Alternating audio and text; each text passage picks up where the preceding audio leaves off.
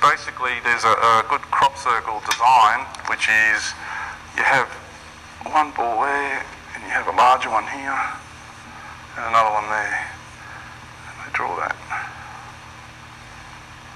Okay, what that is saying to you, and this is an absolute now, this is the decipherment of this message, is here we are currently, and this is the higher ascended Lady Gaia on the other side of the sun. She's on the other side. The sun, okay, if you look at all the ancient Egyptian stuff, we've got the sun disk utilised everywhere, okay, because we know, and also the true teachings of Jesus and Buddha, that's why they have the big disc behind them, and in the Hindu religions, okay, it's because that sun is the porthole of the Christ consciousness. Okay, it's the energy of balance that comes in and helps manifest everything into existence, okay? That's where all the energy comes in from. And so what that is saying is, here you have the new Lady Gaia, and here you have the current Lady Gaia, sad and happy. And to get to the new one, you've got to go through the sun. Okay? That's when you ascend. If you look at the Egyptian temples and the South American temples, they all line up with the sun coming up at certain points. Because when you're ready to ascend, you project yourself through the sun. Or what happens is, like an energy comes out, reaches out and grabs you and pulls you through the sun. You go through it. You go into it. Okay? Now to get to this planet, the ascended planet, you've got to go through the sun. Now science will say at the close of certain cycles, the sun throws out a big solar flare, and a big solar flare comes here and fries, you know, the majority of the surface of this planet. That's what science will tell you, limited in the physical paradigm. But when you are an aware being and you are ready to accept and to move into that Christed energy, you will be taken by that energy. You won't be cooked. Okay? You will be transferred through it, out the other side, spit out the other side, onto the ascended Gaia. That's what the process is about. Okay? And the people who aren't ready, they'll be cooked. Okay? If they're on that side of the planet at the time when that happens. Yeah. Okay?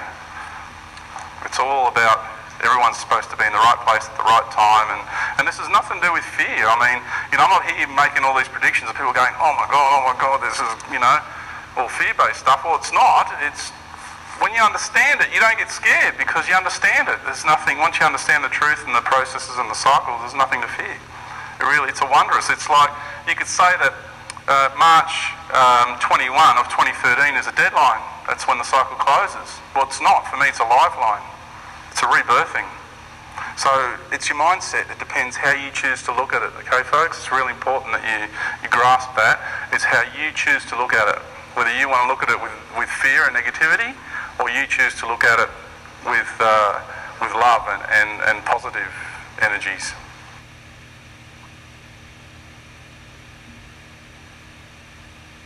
Look, basically what is, we're interested in what is. A lot of the religious teachings say that there is a God, isn't it, the superior being. And that is true. We are inside a superior being. And then you've got the New Age movement, which speaks of the source. There's only the source, there is no God. Well, that is true as well. They're both right.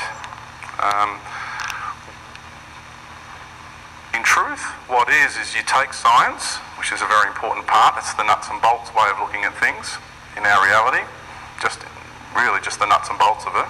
And then you take religion, and then you take the cosmos, because we are in an incredible cosmos. You can't ignore that. You can't leave that out. We're part of it. And you gel all three together, and that's what the truth is. They're all right and they're all wrong in certain areas, okay? Because each one wants to be right and say that the other guy's wrong. That's, you know, the mind games that we play here on the planet, the way we're conditioned, it's a competitive type scenario. So you take all three and gel them together, and that's the truth of what is in existence.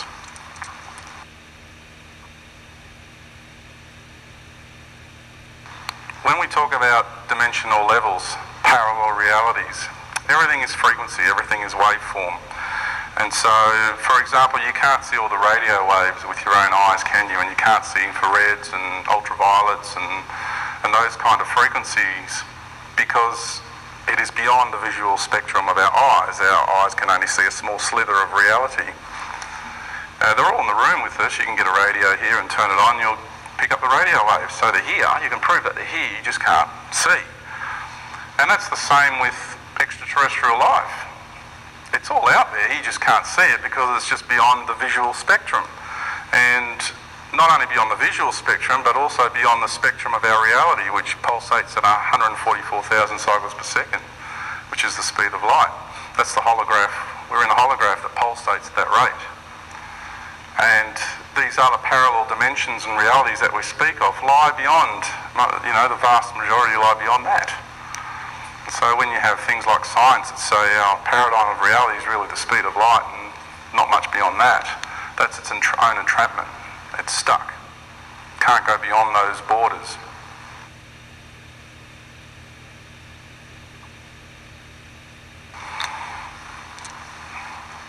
Now, I'll draw, basically the shape of the universe is not a sphere, and it's a little bit expanded. It's kind of like a swollen Smartie is probably the best way to explain it. So we'll take that sort of like swollen Smartie and we'll just pull it out a bit, because all the layers of reality are superimposed upon one another. When we talk about the sixth dimension, you don't leave here to go to somewhere else to get there. It's right here with us in the same room. When we talk about the 7th, 8th or 9th dimension, same goes. It's all here in the room with us. It's just another frequency. Your atoms need to oscillate and spin at a different rate, a different frequency. And people who levitate, for example, how can they do that? There's been many reports of people walking through walls. Gee, how do they do that? And I know that sounds a bit mad for conventional train of thought, but that's all very possible if you know how to control your being, your body, and alter its vibrational state to get your own atoms to spin at a different rate. Therefore, you can then gel in and out of this reality. The military works with cloaking devices, which makes things invisible, and that's quite well known. It's no mystery. That's how they do it. But they use technology to do that. Okay, so the basic structure is up here, and I'm drawing it visually. So as you know, these are all superimposed upon one another. This is the best way to present it visually for you. And we know, it being a waveform universe, it's basically you have polarity. So you have, cycles. So you can say that's a positive and negative cycle. That's the way we're used to looking at things.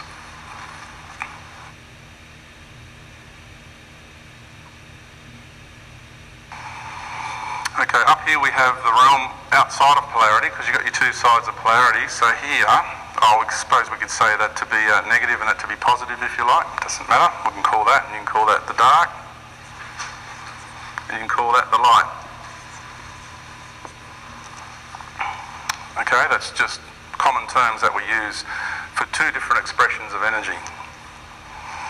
Outside of polarity here, it's kind of sitting at the top, is what we call the Christ. Now that's not a religious term. What I'm sharing with you here today, that word is not a religious term. Okay? A religion has utilised that term for its own purposes, but the information and knowledge I'm sharing with you here today sits outside all sciences, all religions, all politics. This is what lies, this is the truth that lies behind all of it. Okay? The word Christ means the golden light. It means Chriso in ancient Greek words. It means the energy, the frequency, which is the frequency of balance between the two. The reason they called people like myself in ancient times, Akhenaten, or Jesus, or Buddha, or Muhammad, or Abraham, any of the enlightened beings were called such because we had the golden halo around us. It was glowing. And the people could see that visually with their own eyes because the planet was in a different frequency back then, and they were able to see these things.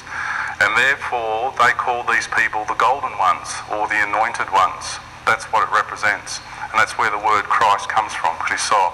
So it's a bit sad when there's other modes or religions out there that are attacking that word specifically, because their own prophets resonate at that frequency, that light spectrum as well. And that needs to be understood, that does not belong to any particular being. You know, the one we know as Jesus, whose real name is Lord Sananda out in the cosmos, that's a higher aspect of his being, is one, just but one being of the Christed energy. Just one. There's many. And all of us people here, our journey here to go into what we call the golden age, is to become one of those beings and to operate under that auspice, under that energy. That's what this is all about.